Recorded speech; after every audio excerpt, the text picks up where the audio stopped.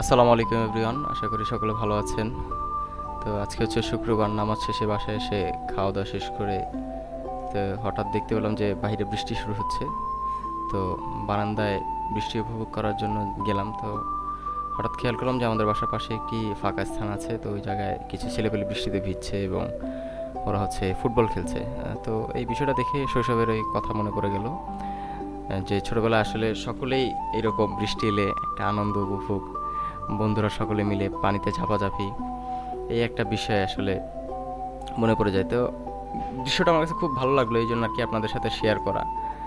তো আমার মনে হয় সকলেই শৈশবে এই সকল কার্যক্রমের সাথে যুক্ত ছিলেন, যে তারা ছোট থেকে গ্রামে বড় হয়েছে, তারা আসলে এই বৃষ্টির মজাটা বুঝবে। কারণ গ্রামে বৃষ্টি হলেই দেখা যাচ্ছে যে আমরা সকল বন্ধু বান্ধব একসাথে হয়ে এরকম বৃষ্টিতে খেলাধুলা করতো, সকলে এক একজন এক এক অ্যাক্টিভিটিসের সাথে যুক্ত থাকতো।